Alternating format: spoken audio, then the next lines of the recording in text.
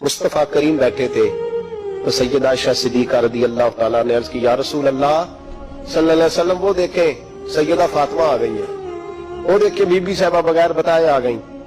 हजरत फातिमा ज़हरा आई, हुजूर ने फरमाया फातिमा बगैर इत्तला के, हुजूर छोटा सा काम था, कैसे आई हो? तो बीबी साहबा ने ना, औरतों का पल्लू होता है ना चादर का, पल्लू खोला, एक रोटी बंधी हुई थी, खोल के पेश की।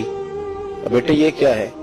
अब्बा जी कई दिनों से घर में रोटी नहीं पकी थी, आज अली कुछ जौ लाए थे, पीसे हैं, चंद रोटियां बनी हैं, तो बच्चों ने तो खा लिया, तो मेरे सामने भी एक रोटी आई थी, मैंने लुकमा तोड़ा है तो मुझे ख्याल आया पता नहीं मुस्तफा ने खाया है कि नहीं खाया, पता नहीं हुजूर ने रोटी खाई है कि नहीं, तो हुजूर मैं लेके हाजिर हो गई हूँ, मेहरबानी फरमाए। फरमाया बेटे बैठ जा। हजरत फातिमा भी बैठ गई। सैयदा आयशा कहती हुजूर भी बैठ गए। फरमाया फातिमा कितने दिनों से नहीं खाया? अर्ज की हुजूर 3 दिन से। फरमाया बेटे मैंने 5 दिन से नहीं खाया, आ जा। दोनों बाप बेटी मिल के खाते।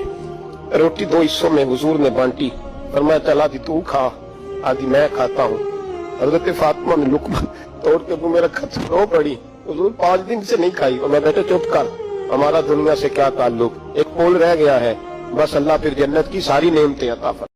याद कर लेते हैं।